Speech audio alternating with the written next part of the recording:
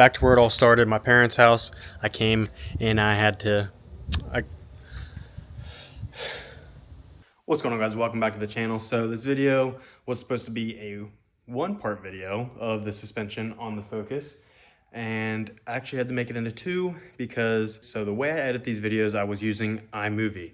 Yes, I know, not the most supreme or superior, whatever, video editor. I get it, but that's how I started 3 years ago doing it, and I got used to it, comfortable, and knew how to use it pretty well. Well, my MacBook is also from 2016.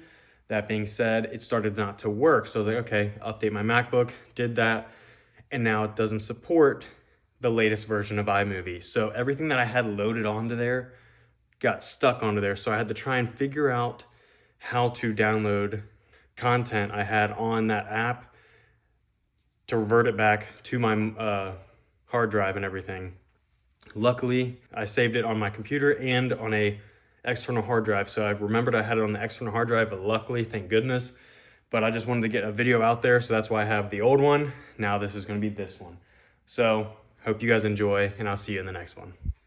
All right, so it's been a few days since I've completed the rear of the car. And yes, my hands are dirty because I already started on the other side, but I'm going to show you guys how to dial in the front suspension with the 5mm of preload on the spring, along with adjusting your height and putting no preload on your front sway bar, which I do need to order now because after having the rear sway bar and the new upgraded end links, my goodness, it is insane. Oh, they got a puppy over there. I'm not sure if you guys can see in the video, but way over there.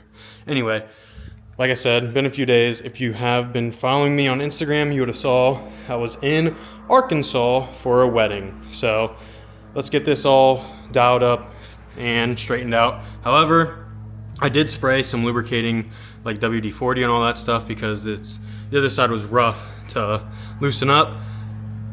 But all that right there does not look good. I might have a blown shock. I knew it was rough because every time I hit a decent bump, it has a loud like knocking. So yeah, I don't know, we'll see. Hopefully the preload, all this, maybe I had too much. Hopefully this will help it, but probably not. So we'll see how it goes.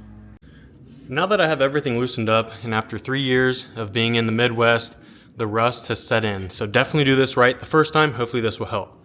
Now, as you can see, there's no preload. I'm not neutral yet, or even, whatever you want to call it, because there's play. So you'll tighten this up until there's no play in the spring going up and down, just like that. And then you'll bring this up. That is our starting point. Then from here, we'll leave this bottom locking adjuster, whatever you want to call it. Leave that there, but tighten this one up here, 5mm, which so happens to roughly be the thickness of your wrenches for your coilovers. And then from here, this bottom one is how you tighten it for lowering and raising and lowering the car. So I got to just get this loose now because this one's tight. But everything else, front end links are loosened. That sucked. Now that it's good to go. And my front sway bar, I've got to get a new one. If you guys do like this type of video, if you would, hit that comment, subscribe, and like. And like I said, 5mm, you can see I got it goes right in there. Maybe I'll tighten it or raise it up a little bit more. Boom. Perfect. And then bring this up and lock that in place. Preload, 1/4 inch, 5mm. Good to go. Now let's get the adjusting for the height and then have no preload on that sway bar. Just like I did the rears when putting the jack stands underneath the control arms to put the weight of the car on it. That way I can put no preload or anything on the end links for the sway bar, front sway bar. Now I have everything tightened up.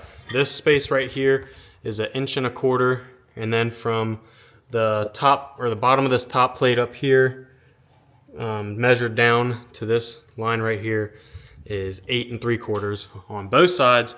Now I'm going to see Now I'm just gonna get this preload all good to go, put a tire here and see what it looks like.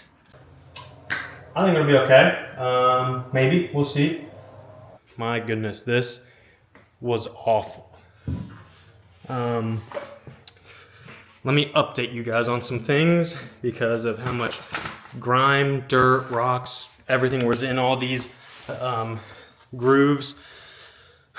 Man, so if you're struggling with your wrenches, that square right here fits a socket, so, or like a ratchet, whatever, a ratchet, and you can put that in there and it gives you more leverage, because I was banging this thing on a hammer.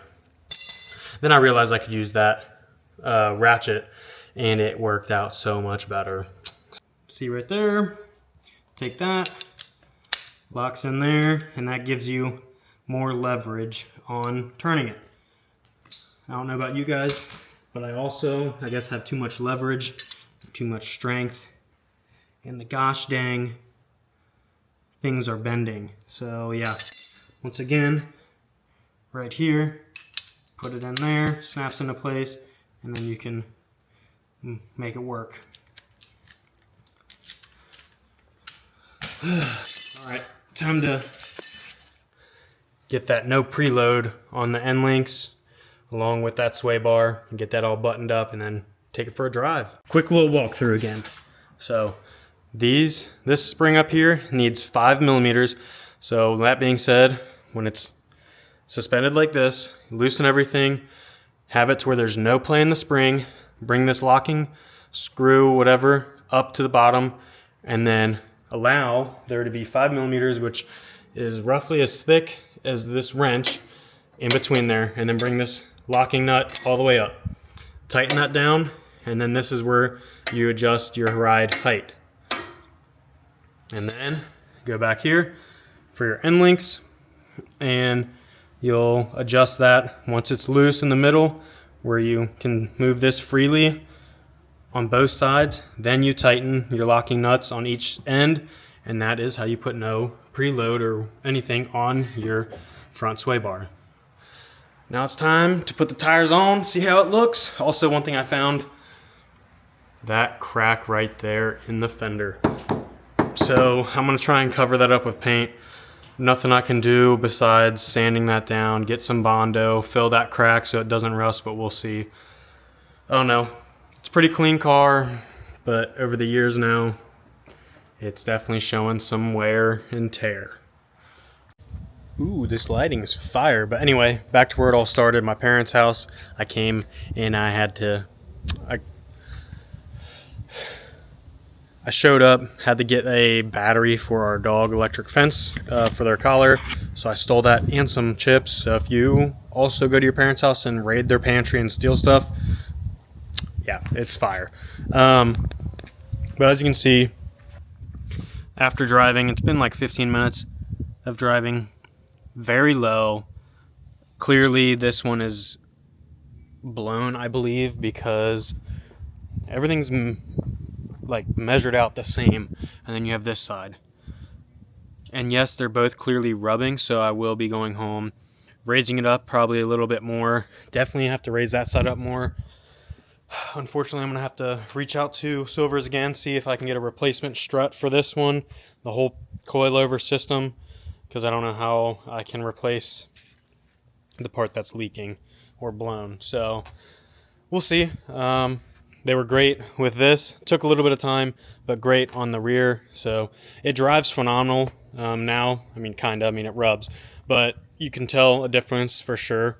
So if you guys do like this type of video, if you would, hit that comment, subscribe, and like, and I'll see you in the next one. All right, here's where the car is gonna sit. Not horrible, not horrendous like it used to be on stock suspension, but yeah, could be lower. However, I don't want to rub, so I might go maybe a 1/4 inch lower, but we'll see, because this side right here, the driver's side, kind of has me questioning things.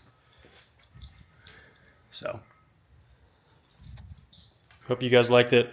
I'll see you in the next one.